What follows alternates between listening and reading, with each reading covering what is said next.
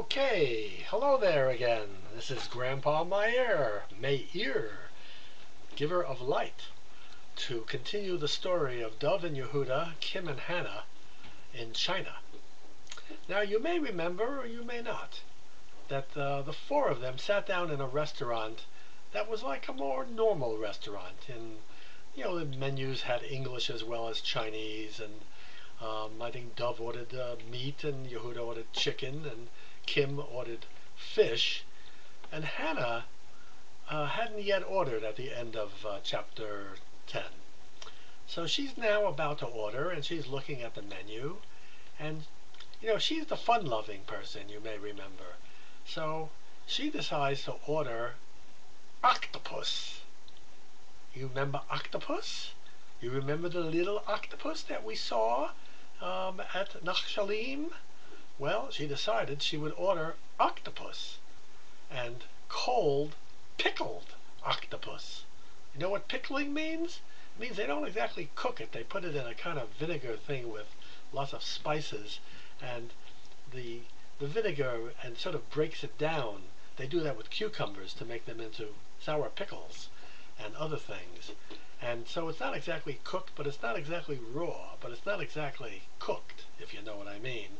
And it's cold, and I myself would not eat it. In fact, I would say it was disgusting. But Hannah, always the fun girl, ordered pickled octopus. Well, they sat back and started drinking their tea and having a little water, and they actually, a couple of them bought Cokes, Coca-Colas, and everything seemed to be going pretty well. And they hadn't yet brought the food, and then Hannah decided she would go to the ladies' room. Well, she went off to the ladies' room, and the three of them were sitting, and they brought the food, and they were really kind of excited when they brought the food. It looked very, very good. The pickled octopus even looked good. It had like all kinds of little green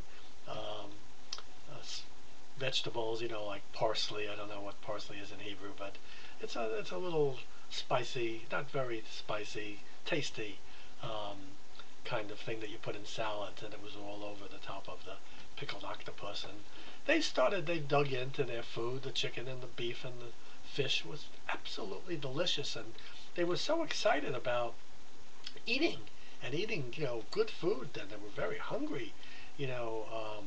They'd been waiting so long. If you remember, that first restaurant had a big jar with snails and lizards and frogs in it.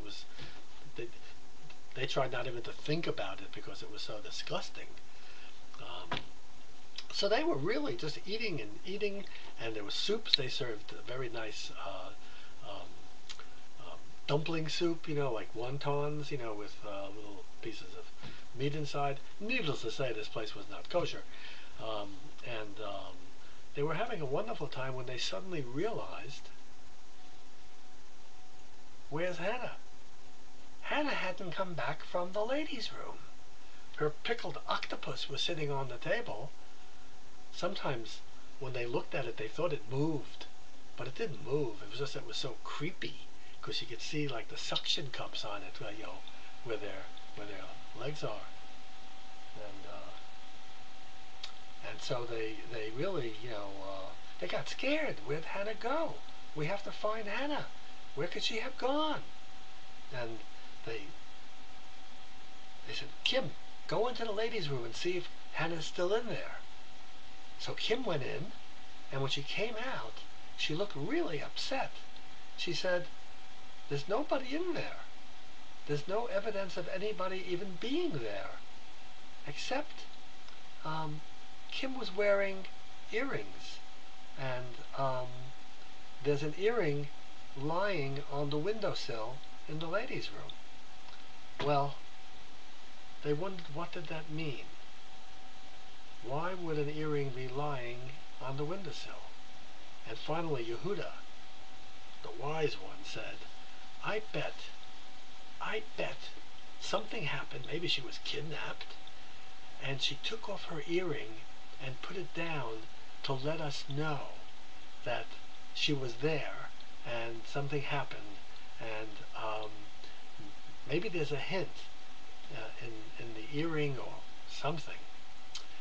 Well, they were really upset. They certainly stopped eating, although they had eaten a good portion of their food by then, and they decided they would go out and see what they could do to find her. And they started walking around, and they didn't go to the police because they knew the police were no damn good. Because when they went there, about the place where they were shanghaied, the police chief, if you remember, wouldn't do anything for them unless they got paid bribes, and they didn't think they would do anything anyway, because of people that crooked, you can't be expected to do anything. So they decided what they would do is they would agree to go into different places in the area and ask around and look. Fortunately, Kim had a picture of Hannah. In fact, she had 2 pictures of Hannah. Unfortunately, she didn't have 3 pictures of Hannah, but she had 2. So she took one and Yehuda took one, and they would show the pictures to people and say, "Have you seen this girl?" Well, the 3 of them went out and they went to different places, and Kim also took the earring because she had the idea that while it wasn't very valuable, it might be because it was very pretty. It was a very unusual stone. Benjamin, you know about stones and how they can be really special. Amos and Yotam, I know you do too, but Benjamin's kind of the expert in stones around here. And she thought if she showed the earring, God, maybe it would be a help. So she went out first. I mean, we're following her first, and she went around and she asked a number of people, "Excuse me, have you seen this girl?" And he showed the picture, and nobody had seen her, and then she passed a place. It's called a pawn shop in English, and they'll buy things and hold them and give you money, and if you come back, you can get it back. You can buy it back like in 30 days. After 30 days, it's not yours anymore. And of course, they don't pay very much,